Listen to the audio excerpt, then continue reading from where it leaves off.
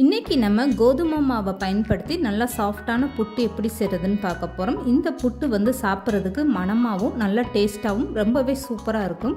வாரத்தில் ஒரு டைம்னாலும் இந்த மாதிரி கோதுமை புட்டு நீங்கள் செஞ்சு கொடுங்க, அருமையான டேஸ்ட்டாக இருக்கும். ஹலோ ஃப்ரெண்ட்ஸ், வெல்கம் டு சமையல் டிலேட்.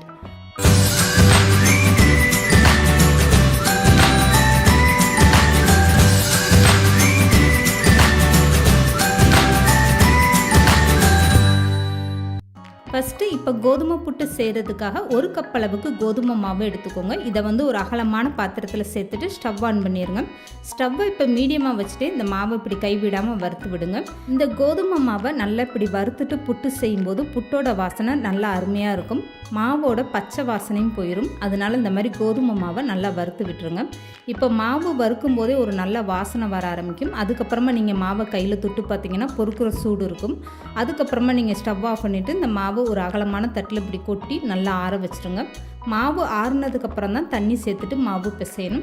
இப்போ மாவு நல்லாவே ஆறி வந்துருச்சு. இதுக்கப்புறமா இந்த மாவுக்கு தேவையான அளவு உப்பு சேர்த்துட்டு ஒரு டைம் நல்லா இந்த மாதிரி கலந்து கொடுத்துருங்க.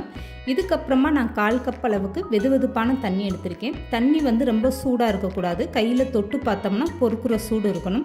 இந்த மாதிரி சூடான தண்ணி வச்சு லேசாக அப்பப்போ மட்டும் தண்ணியை கொஞ்சம் கொஞ்சமாக சேர்த்துட்டு நீங்கள் மாவு பிசைஞ்சுக்கோங்க.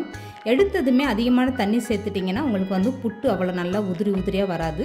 1 கப்பு கோதுமை மாவுக்கு எனக்கு 1/4 கப் அளவுக்கு வெதுவெதுப்பான தண்ணி வந்து கரெக்டான அளவாக இருந்துச்சு. இப்போ மாவெல்லாம் நான் பிசைஞ்சிட்டேன். கையில் எடுத்து காட்டுறேன் பாருங்கள். இந்த அளவுக்கு மாவு வந்து நல்லா உதிரி உதிரியாக இருக்கணும். புட்டு மாவு பிசையும் போது எப்போதுமே இந்த மாதிரி வெதுவெதுப்பான தண்ணி பயன்படுத்துங்க. அப்போ புட்டு வந்து நல்லா சாஃப்டாக வரும். இப்போ வந்து பிசைஞ்சு எடுத்த மாவை ஒரு ஈரமில்லாத மிக்சி ஜாரில் சேர்த்துட்டு இந்த மாதிரி நல்லா அரைச்சி எடுத்துக்கோங்க. மாவு அரைக்கும் போது மிக்சி அப்பப்போ ஆஃப் பண்ணிவிட்டு ஒரு 3 டைம் மட்டும் சுத்த விட்டு எடுத்துக்கோங்க. அதிக நேரம் சுற்றுச்சுன்னா மாவு வந்து களியாக போயிடும். இப்போ வந்து புட்டு வேக வச்சு எடுக்கிறதுக்காக ஒரு இட்லி பாத்திரத்தில் தண்ணி சேர்த்து வச்சுக்கோங்க. தண்ணி நல்லா சூடானதுமே இட்லி தட்டு வச்சுட்டு ஒரு ஈரம் இல்லாத வெள்ளை துணி சேர்த்துக்கோங்க. துணி வந்து ஈரமாக இருந்ததுன்னா அப்போ புட்டு மாவு உங்களுக்கு ரொம்ப களியாக ஆகிடும். இது வந்து கோதுமை மாவுன்றனால ஈரம் இல்லாமல் ஒரு வெள்ளை துணியை விரிச்சுக்கோங்க. இப்போ வந்து நம்ம எடுத்து வச்சுருக்க இந்த மாவை சேர்த்துட்டு இப்படி கை வச்சு லேசாக பரப்பி விட்டுருங்க. இப்போ இந்த மாவுக்கு மேலே ஒரு கைப்பிடி அளவுக்கு தேங்காய் துருவல் சேர்த்துக்கோங்க. தேங்காய் சேர்த்து வேக வைக்கும்போது இந்த புட்டோட வாசனை ரொம்பவே அருமையாக இருக்கும். இப்போ தேங்காய் சேர்த்ததுக்கு அப்புறமா இந்த துணியோட 4 பகுதியை எடுத்து இப்படி மாவை மூடி விட்டுருங்க. இதுக்கப்புறமா இட்லி பாத்திரம் மூடி போட்டு கரெக்டாக ஒரு 10 நிமிஷம் வேக வச்சு எடுத்துக்கோங்க. 10 நிமிஷத்துல இந்த புட்டு நல்லா சாஃப்டாக ரொம்பவே சூப்பராக வெந்து வந்துடும். இப்போ வந்து நான் 10 நிமிஷத்துக்கு அப்புறமா இந்த புட்டு எப்படி வெந்திருக்குன்னு மூடியை ஓப்பன் பண்ணி காட்டுறேன் பாருங்கள். இப்போ 10 நிமிஷம் நல்லாவே புட்டு வெந்து வந்துருச்சு. ஒரு ஸ்பூன் வச்சு இந்த மாதிரி நல்லா கலந்து விட்டுட்டு மாவை எடுத்து கையில் இப்படி அமுக்கி பாருங்கள். அமுக்கி பார்க்கும்போது உங்களுக்கே தெரியும் மாவு நல்லா சாஃப்டாக ரொம்பவே சூப்பராக வெந்திருக்கு பாருங்கள். இப்போ வந்து ஸ்டவ் ஆஃப் பண்ணிவிட்டு இந்த புட்டை அப்படியே எடுத்து வேறு ஒரு பாத்திரத்தில் மாற்றிக்கோங்க.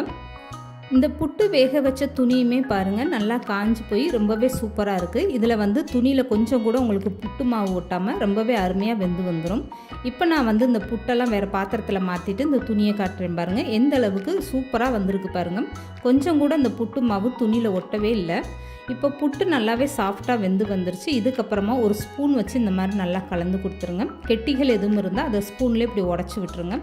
இப்போ புட்டு சூடாக இருக்கும்போதே 1/2 கப் அளவுக்கு நாட்டு சக்கரை நான் சேர்த்துருக்கேன். நீங்கள் வந்து வெள்ளை சக்கரை கூட சேர்த்துக்கோங்க. இப்போ ஒரு கைப்பிடி அளவுக்கு தேங்காய் துருவல் சேர்த்துட்டு இது கூடவே 4 ஸ்பூன் அளவுக்கு நல்லெண்ணெய் சேர்த்துக்கோங்க. இதுக்கப்புறமா ஒரு ஸ்பூன் வச்சு நல்லா கலந்து கொடுத்துருங்க.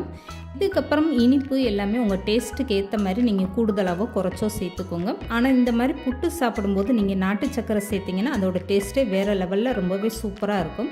இப்போ வந்து நான் மீதம் இருக்க நல்லெண்ணெயுமே சேர்த்துட்டு இந்த புட்டை நல்லா கலந்து கொடுத்துட்றேன்.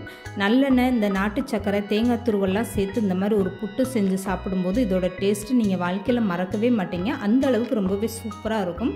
இந்த மாதிரி ஒரு சாஃப்டான கோதுமை மாவு புட்டு கண்டிப்பாக நீங்களும் ட்ரை பண்ணி பாருங்கள்.